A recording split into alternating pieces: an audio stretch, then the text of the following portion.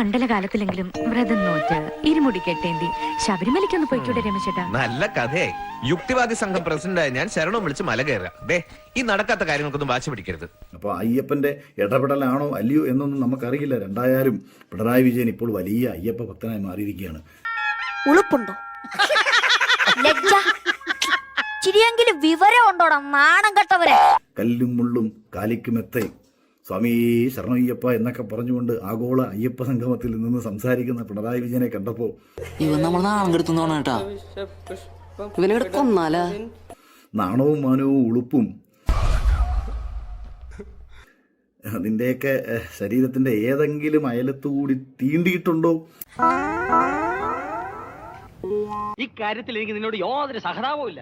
അത്രയ്ക്ക് നീ ഇവിടെ കിടന്ന് അഹങ്കരിച്ചില്ലേ എന്ന് ഒരു കമ്മ്യൂണിസ്റ്റുകാരൻ, അതായത് ഒരു റിയൽ കമ്മ്യൂണിസ്റ്റുകാരൻ, ഈ കമ്മ്യൂണിസം എന്ന് പറയുന്ന ആശയത്തിൽ വിശ്വസിക്കുന്ന ഒരുവനെ സംബന്ധിച്ച് അവന് ഈ ഭൗതികവാദത്തോടാണല്ലോ താല്പര്യം.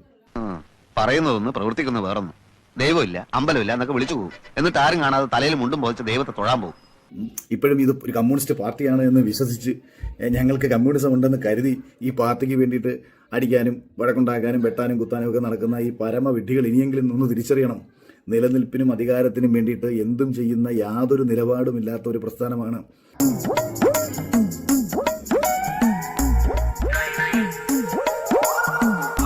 ഒരു കാലത്ത് അവർ പറഞ്ഞു, വോട്ടിന് വേണ്ടി, കേവലം 10 വോട്ടിന് വേണ്ടി നിലപാട് മാറ്റുന്നവരല്ല ഞങ്ങളെന്ന് പറഞ്ഞു. അത് അന്നത്തെ ചോരത്തിളപ്പിന്. ഇപ്പൊ എന്ത് ചോര തണുത്തു പോയാ? എന്ത് ജന്തുക്കളത്? കേവലം 10 വോട്ടിനല്ല, 10 കാശിന് വേണ്ടിയിട്ടും എന്ത് നാരത്തരവും നിങ്ങൾ കാണിക്കും.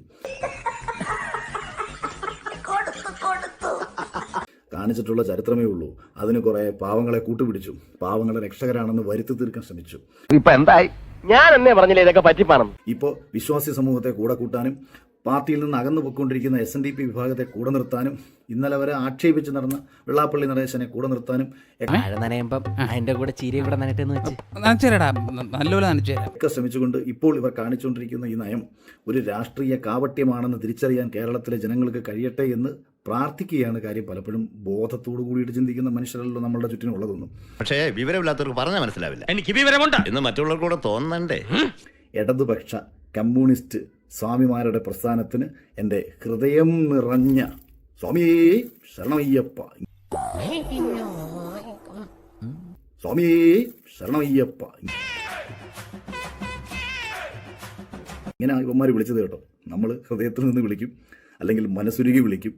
ഇവരെ വിളിച്ചത് ഇങ്ങനെ, സ്വാമിയേ ശരണയ്യപ്പ. എന്റെ പിള്ളേർക്ക് അച്ഛനില്ലാണ്ടാക്കരുത്.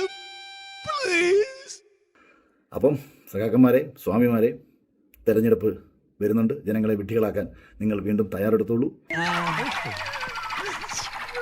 വിഡ്ഢികളാകാതിരിക്കാൻ ജനങ്ങൾ പരമാവധി ശ്രമിക്കൂ. വോട്ട് മേടിച്ച് ജനങ്ങളെ പറ്റിക്കുന്ന ഇവിടുത്തെ സർക്കാരിനെതിരെ മാർച്ച് നടത്തി, പിക്കറ്റ് നടത്തി, നടത്തി നമുക്ക് പൂട്ടിക്കണം. തൽക്കാലം ഇത്രയും മതി. വരട്ടെ.